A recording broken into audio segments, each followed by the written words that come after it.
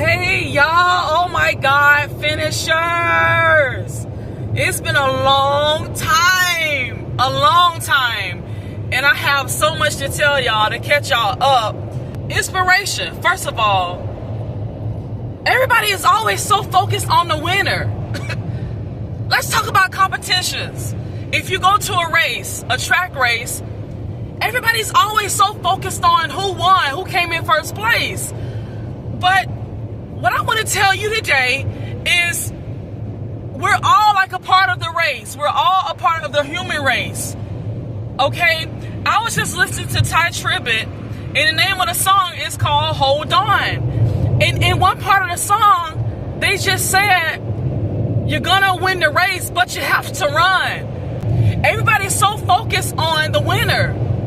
But look, in order to finish the race, in order to win the race, you have to run.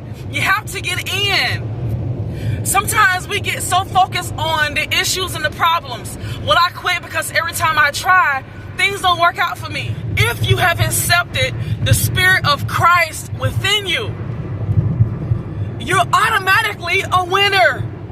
According to the scriptures, greater is He that is within you than he that is in the world. So as long as you are walking by faith, not by sight, adhering to the Spirit of Christ that's within you, you win automatically. But how can you win if you don't run? Whenever it's your time, you have a complaint, you have an excuse. Well, I'm not even going to put myself out there answering that because look at how I look. It's been too long. I've taken too many breaks. I don't have the same energy I once had. I don't have the same resilience I once had. The ideas that once was on my mind, they're gone.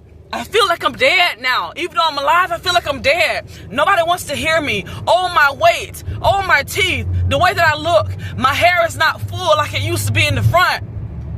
It's so many excuses.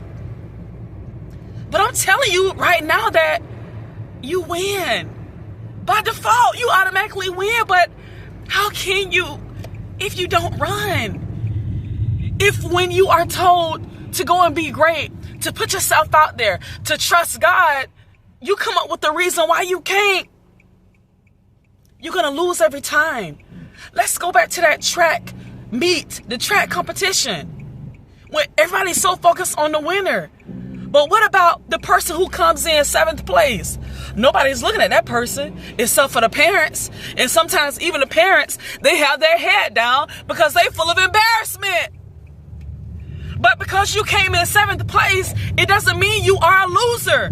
It means you showed up. You put on your uniform. You were there on time. You competed. You did what you were supposed to do. You trained for it. You conditioned for it. So what? You didn't come in first place. Let me tell y'all something about first place and not being first place. There's a scripture that talk about the last being first. There's a scripture that talks about the least one being the greatest one.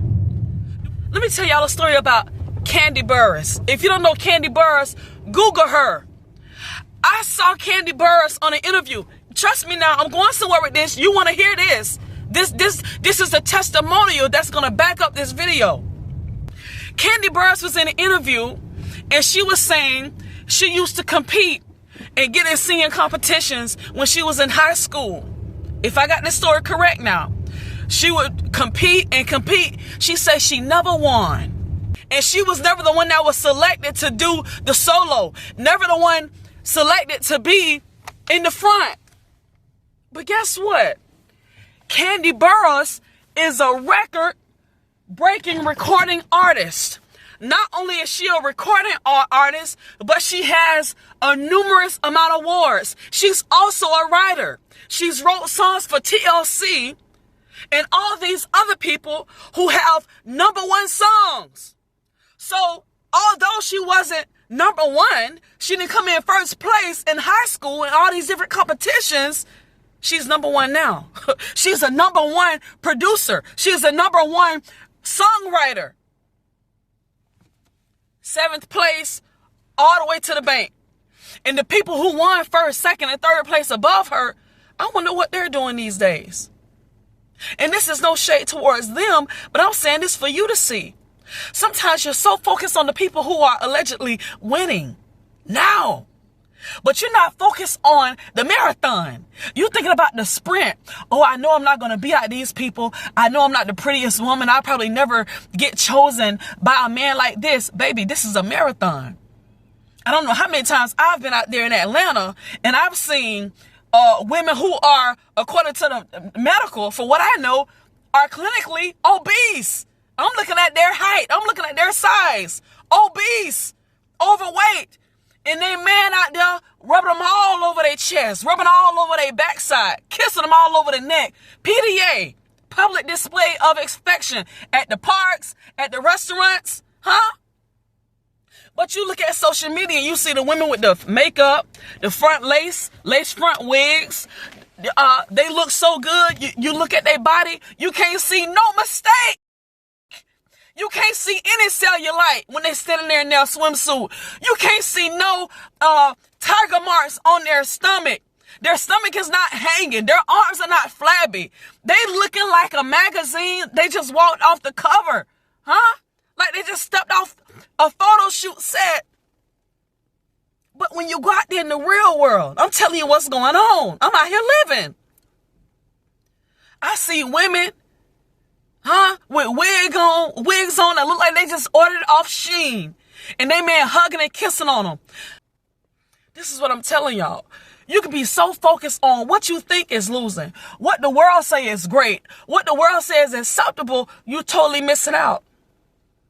The word says you win simply because you were the one, think about science now, who beat out all of your siblings. Think about how creation happens in conception. Out of hundreds of siblings, you made it. How could you think to yourself that you are a loser when you made it? You were the one that made it. This is what I'm telling you. If you here and you made it to this part of the video, baby, get back in the race. If you are a writer, start back writing. If you are a singer, start back singing. Huh? If you gave your kids up thinking that you're not a good mom, go back and get your kids. Ask God to help you. Whatever the case may be today, in order for you to win the race, you gotta run. When you don't run and you sit on the sideline, you pull over and you sit on the bench, by default, you are a loser. By default. But just like that 6th, 7th, 8th place winner, well, person in the competition who crosses the finish line, they still cross the finish line. And just because you weren't number one in the finish line, it doesn't mean you're not winning. Think about Kandi Burruss, who never won a competition, but right now that woman is still winning. She wrote songs back in the early 90s, songs that are still being played on the radio today. That means she's still getting a check, y'all. She's still going to the bank getting a check. In order to win the race, you got to run. Go listen to that Tye Tribbett song. It's called Hold On, and it's on the Stand Out album. I'm coming back to you. I'm telling you, I'm coming in hot. I got so much to tell y'all.